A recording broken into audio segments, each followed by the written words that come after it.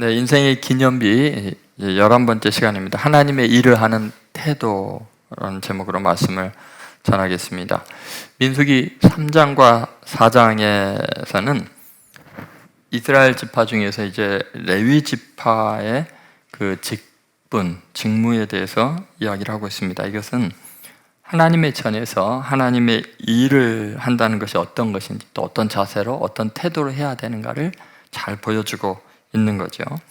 이것은 동시에 온 세상을 대상으로 해서 제사장 나라로, 왕 같은 제사장으로 섬기는 우리 그리스도인들의 하나님의 일을 하는 태도를 아주 상징적으로 보여주고 있는 것입니다. 여러분, 레위인들의 직무, 그 태도, 그것은 도대체 어떤 것일까요?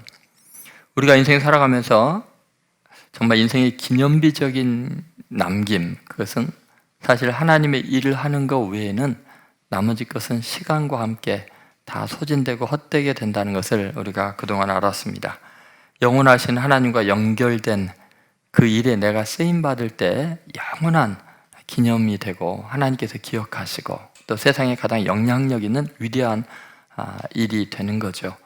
그래서 하나님의 일을 하는 것이 인생의 가장 큰 복인데, 문제는 뭐냐? 그 하나님은 너무 거룩하시고 우리는 죄악에 너무 익숙하다는 거예요.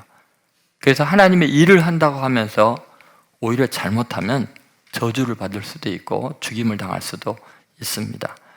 도대체 어떻게 하나님의 일을 해야 정말 하나님께서 기뻐하시는, 또 우리 자신이 더 위대해지는 복된 일꾼이 될 수 있을까요? 첫 번째 우리가 기억해야 될 것은 직분과 존재를 혼동하지 말라입니다. 따라해보세요. 직분과 존재를 혼동하지 말라.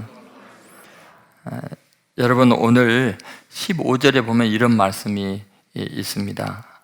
한번 15절 말씀 같이 읽어보겠습니다. 진영을 떠날 때 아론과 그의 아들들이 성소와 성소의 모든 기구 덮는 일을 마치거든 고아 자손들이 와서 맬 것이니라. 그러나 성물은 만지지 말라. 그들이 죽으리라. 회막 물건 중에서 이것들은 고아 자손이 맬 것이며. 여러분, 지금 레위인들은 하나님의 성소에서 그 성물들을 다루는 일을 하고 있습니다. 그것을 이제 회막이 이동하면 그것들 다 쌓아놓은 상태에서 메고 가고, 이제 그런 중요한 교회 안에서 지금으로 하면 맡은 일을 하고 있는 중요한 존재들입니다. 그런데 성물을 만지지 말라. 만지는 날에는 죽는다. 이렇게 이야기를 하고 있죠. 그것은 뭐를 의미할까요? 내가 맡은 직분, 그 하는 일이 교회 안에서 중요한 일을 할지라도 내 존재 자체는 아직 죄인이고 내 자체가 내게 맡겨진 직분과 등가가 되지 않는다는 거예요. 내가 거룩한 일을 할지라도 나라는 존재는, 내가 맡은 직무와 상관없이 내 존재는 죄인일 수 있다는 거예요. 이거 착각하지 말라는 것입니다. 여러분, 우리가 세상 살아가면서 믿는 사람이나 믿지 않는 사람들이 다 착각하는 게 뭐냐면요, 내가 대단한 존재이기 때문에 그런 직무를 만든다는 것이 보편화된 착각입니다. 사실은 그런 말 있잖아요. 자리가 사람을 만든다. 정말 별 볼 일 없는 사람이지만 어떤 자리에 올라가 있을 때 그 사람이 그것을 다 감당할 수 있도록 참모진들이 보좌해주고 주인 사람들이 도와주고 그 전에 했던 사람들의 행적이 있고, 그래서 그 일을 사실은 감당하게 되는 거죠. 내가 능력이 있는 사람이기 때문에 거기에 걸맞는 직분을 맡았다라고 생각하는 순간부터 교만해지고요, 그 다음부터 불평이 많아지고 세상에 어려움이 생기게 됩니다.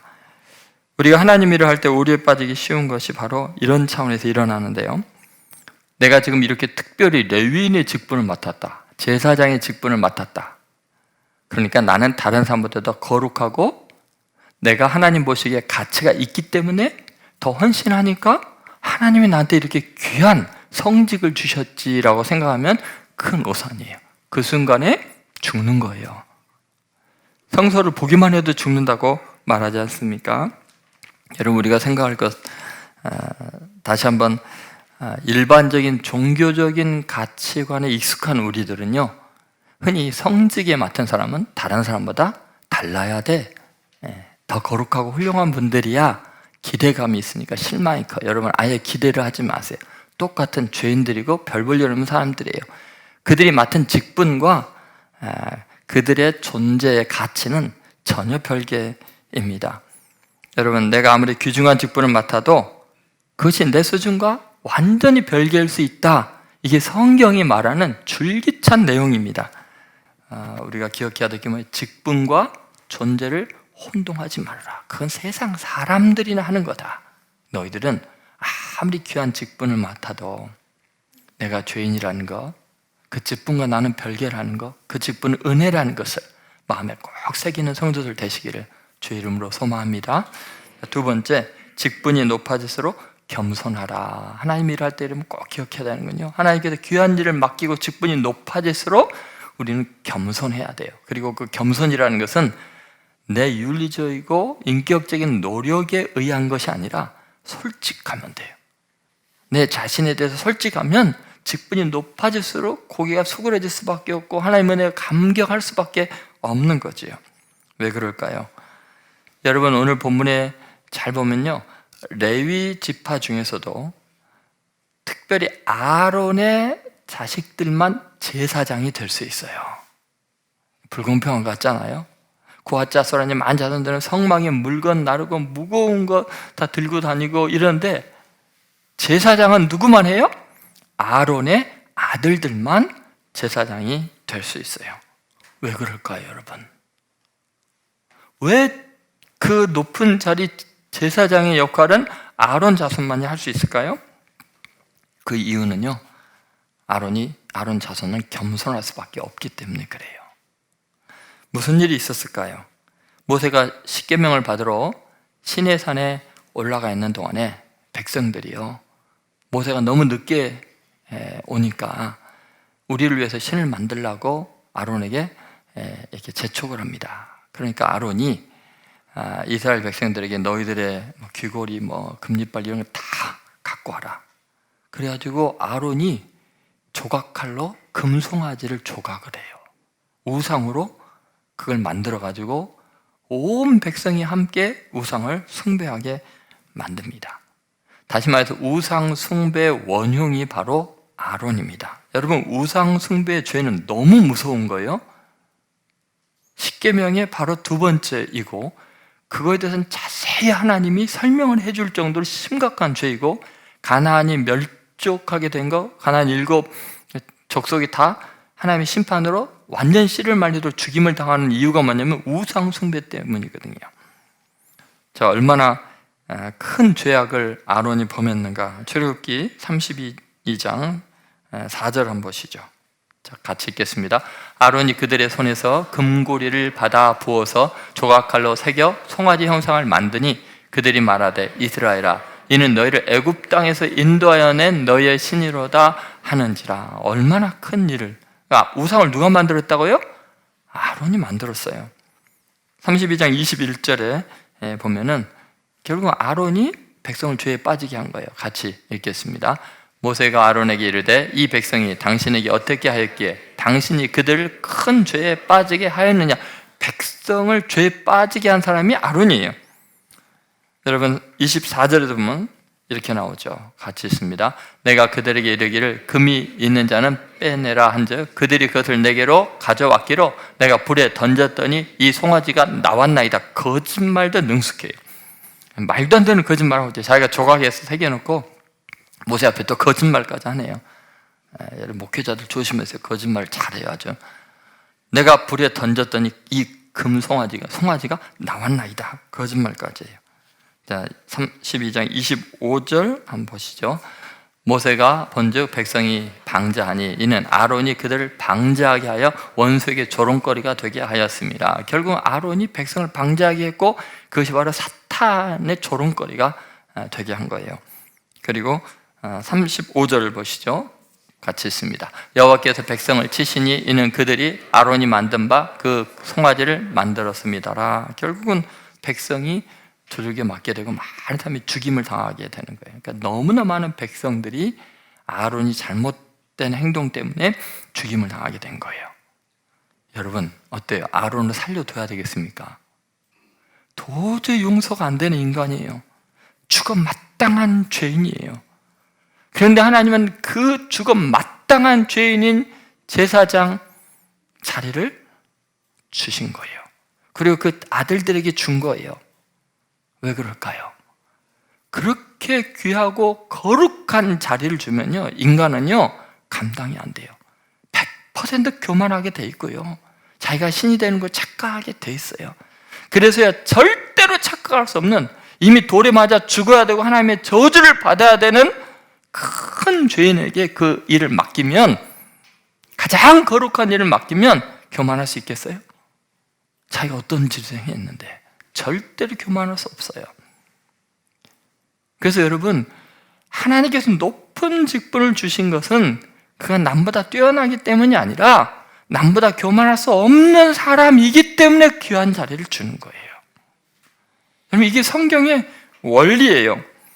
우리는 너무나 세속적인 가치관에 지금 다 속고 있는 거예요. 남보다 뛰어나기 때문에 남보다 귀한 직분을 가지는 것이 마땅하다고 생각하는데, 그러면 인간은 반드시 교만해지고요, 악마의 도구가 될 수밖에 없어요. 여러분, 아론이 제사장이 된 것을 한번 잘 생각해 보십시오.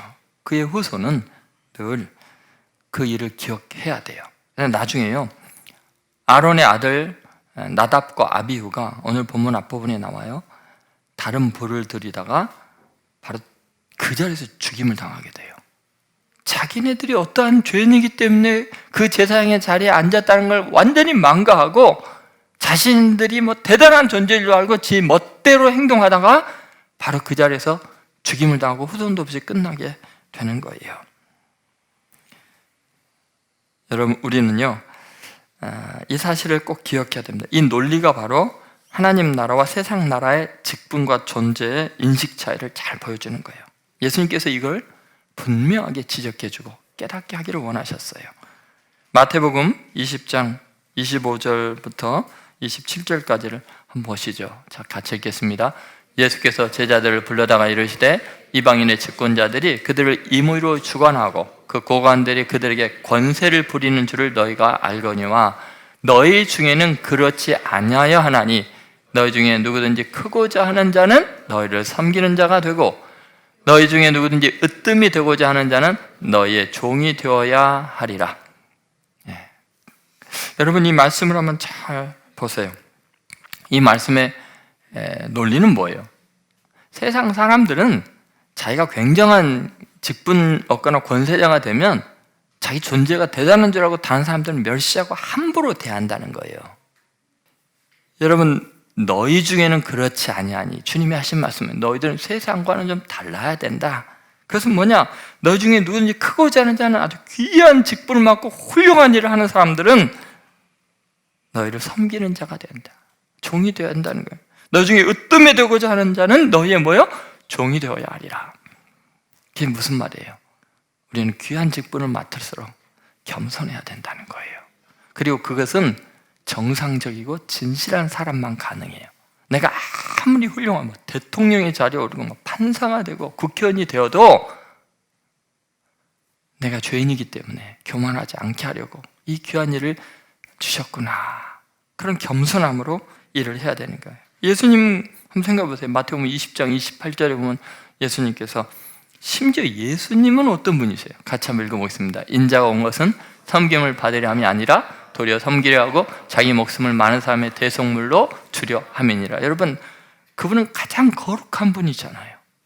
그런데 전 인류를 구원하니 대속의 제물이 되려고 자기를 많은 사람의 대속물로 희생하신 거 아니에요? 아니, 예수님이 이렇게 자기를 낮춰서 이 하나님이 주신 일을 감당했는데 우리는 죄인인 주제에 교만해서야 되겠습니까? 여러분, 우리 교회에서 어떤 직분을 맡아도 내가 다른 성도보다 더 헌신했고 내가 그래도 인품도 괜찮고 돈 씀씀이도 괜찮으니까 하나님께서 내게 이런 직분을 맡기셨지라고 생각하는 거 큰 오산입니다. 여러분, 우리는 스스로 자신이 어떤 존재인지 잊어서는 안 됩니다. 하나님께서 귀히 쓰실수록 이제 다른 사람과의 존재론체 차이를 언급하는 것이 아니고 겸손해야 합니다. 오직 은혜만 생각하고 주님께 겸손 겸손히 행하는 성도들 되기 바랍니다. 세 번째, 하나님의 일을 할 때 굉장히 중요한 태도는 하나님의 위임을 통해 서로 바라보라입니다. 한번 따라해보세요. 하나님의 위임을 통해 서로 바라보라. 여러분, 이 3장 3절에 보면 이런 말씀이 있습니다. 3장 3절 같이 읽겠습니다. 이는 아론의 아들들의 이름이며 그들은 기름 부음을 받고 거룩하게 구별되어 제사장 직분을 위임받은 제사장들이라. 아멘. 여러분, 아론의 아들들은 거룩하게 구별되어서 제사장 직무를 받은 위임받은 제사장들이에요. 그죠? 거룩하게 구별되어 제사장 직분을 위임받은 제사장들. 누구에게 위임받았어요? 하나님께 위임받은 거예요. 여러분, 거룩한 제사장들을 섬기라고 레위인들을 또 많이 이렇게 회막에서 일하게 해주셨죠. 여러분, 레위인들이 이 제사장 아론과의 관계 속에서 특별히 높이 대하고 또 귀히 여겨야 되고 그 말씀에 순종을 해야 되는 관계가 돼 있어요. 왜냐하면 하나님께서 위임한 사람들이기 때문에 거룩한 직무를 위해서 구별한 사람들이에요. 그래서 아까도 고핫 자손에게 아론의 아들들이 가서 성막에서 이런 일을 하라고 지시하고 잘 가르치라고 거기에 순종해야 된다고 이야기를 했습니다. 여러분, 왜 이러한 위계 질서가 있을까요? 하나님의 위임을 받은 제사장들을 대할 때는 하나님 대신의 일을 하기 때문에, 하나님께서 맡긴 일을 하기 때문에 하나님 대하듯 순종해야 되고 귀히 여겨야 되겠죠. 여러분, 한 나라의 대사를 대할 때는 그 나라를 대하는 것처럼 대해야 되고, 그를 파견한 그 나라의 대통령이나 왕을 대하듯이 대사들을 대해야 되는 거예요.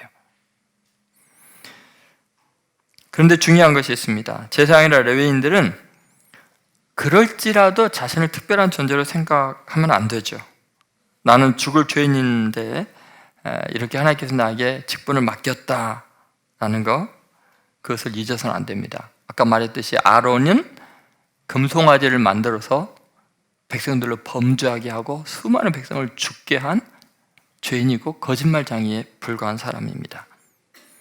그러니까 레위 사람들이 이 아론을 특별히 귀하게 여겨도 어때요? 아론의 자손들은 그렇게 하나님의 대리인으로 일을 하지만 자신을 생각할 때는 나는 죄인입니다. 그 의식을 가져야 된다는 거죠. 나는 우상숭배한 죄인에 불과합니다. 자, 여러분, 우리가 이제 생각할 건 이런 거죠. 우리가 다른 사람을 대할 때 하나님께서 저 사람에게 위임한 직분이 뭔가, 하나님이 뭘 위임하셨는가를 통해서 그 사람을 나는 대해야 되고, 또 다른 사람이 나를 그렇게 대할지라도 나는 하나님 앞에서 어떠한 죄를 지은 죄인이 불과한가 하고 내 자신을 바라봐야 돼요. 그러니까 나라는 한 존재는 이중적인 존재의 인식이 있는 거예요. 하나님께서 나를 사용하실 때 내 모습, 그것은 다른 사람들이 하나님을 바라보고 하나님 때문에 나를 귀히 여겨줘요. 그러나 내가 하나님 앞에서 나를 바라볼 때는 우상 숭배자였고 거짓말장이었고 저주받아 이미 죽어 마땅한 죄인에 불과한 거예요. 그러니까 기독교는요 굉장히 중요해요. 하나님 앞에서 하나님을 통해서만 다른 사람들을 만날 수 있는 거예요. 대화할 수 있는 거예요. 이게요 줄기차게 성경에서 말하는 굉장히 중요한 대인관계의 원칙입니다. 절대로 직접적인 관계가 불가능해요. 서로 비교도 불가능해요. 예를 들어서 로마서 1장 1절에서 사도 바울이 로마에 있는 사람들에게 자기를 소개할 때 이렇게 표현하고 있습니다. 자, 한번 같이 읽겠습니다. 예수 그리스도의 종 바울은 사도로 부르심을 받아 하나님의 복음을 위하여 택정함을 입었으니, 여기 보면 예수 그리스도의 뭐예요? 종 바울은, 자기가 자기를 생각할 때는 뭐예요? 종이에요. 근데 이 종이라는 단어가 둘로스, 로마 시대 비인격화된 물건이나 마찬가지인 참혹한 존재들이죠. 나는 예수 그리스도의 둘로스입니다. 로마 사람들이 쓴 편지에 자기를 그렇게 소개해요. 그런데 여러분, 하나님은 바울을 뭐로 부르셨죠? 사도로 부르심을 받아. 자기 자신을 나는 노예라고 생각하고 죄의 종이라고 생각하고 하나님의 종이라고 생각하는데, 하나님은 나를 뭘로 부르셨어요? 사도로 부르셨어요. 여러분, 이 이중적인 자아 인식을 한번 잘 생각해 보세요. 나는 나를 둘로스라고 생각하지만 하나님은 나를 아포스톨로스, 사도라고 부르고 있다는 거예요. 여러분, 사도 바울이 다른 사람들 대할 때 나는 예수 그리스도의 종입니다 할 때 로마 사람들이나 다른 사람들이 그래 이제야 네 주접하겠구나, 이 종놈아, 그러면 안 돼요. 사도로 대해야 돼요. 무슨 말씀이십니까? 당신은 하나님이 우리에게 보내준 사도이십니다. 여러분, 우리들은 꼭 기억해야 됩니다. 우리는 누구도 함부로 평가해서는 안 돼요. 명백하게 죄인일지라도요, 그것이 종교 지도자이건 아니면 많은 백성 중에 한 사람이건, 인간은요 자기 죄도 감당하기 힘드는데 다른 사람 죄에 신경 쓸 틈이 없어요. 다만 하나님의 거룩하심만 나타내면 돼요. 하나님의 자비로우심만 선언하면 되는 거예요. 여러분, 이 성경의 논리와 세상은 늘 거꾸로 갑니다. 세상은 늘 자기 혼자 의롭고 완전해요. 다 자기네들이 심판할 권한이 있다고 생각해요. 이 모세처럼 이 반역한 물이 들어가면서 다른 사람들 정죄하고 손가락질하고 누구 한 사람 죄만 발견이 되면 벌떼처럼 달라들어서 정죄하고 심판함으로 자기네들은 다르다고 항변하고 싶은 거겠죠. 그러나 하나님의 눈을 누가 속일 수 있겠습니까? 하나님이 죄를 살피시면 누가 그분 앞에 설 수 있겠습니까? 우리는 늘 하나님의 관계 속에서 다른 사람을 대면해야 되는 거예요. 남편을 바라볼 때, 아내를 바라볼 때 그 사람이 나한테 행한 거, 그 사람의 수준으로 보는 게 아니에요. 하나님이 자기 외아들을 희생해서 십자가에 죽게 하고 기어이 하고야 마시는 하나님의 자녀로 보는 거예요. 내 자식 보는 거, 직장의 동료 보는 거, 교회 성도들 보는 거, 목회자 보는 거 다 마찬가지. 여러분, 그래서 항상 이 이중적인 존재 인식을 우리가 놓쳐서는 안 돼요. 나는 나를 볼 때 하나님 앞에서 죄인이지만 다른 사람들이 나를 볼 때 하나님의 사자로 볼 수 있어야 돼요. 하나님의 백성으로 볼 수 있어야 돼요. 이것이 바로 하나님의 일을 할 때 우리들이 굉장히 중요한 이 관계성의 문제이지요. 오늘 이 말씀을 통해서 여러분의 깊은 인간관이 좀 바뀌게 되기를 바랍니다. 다른 사람을 대하는 태도, 하나님의 이러한 태도가 근본적으로 바뀜으로 거룩한 하나님의 백성들 쓰임받게 되는 복을 누리시기를 주의 이름으로 축원드립니다.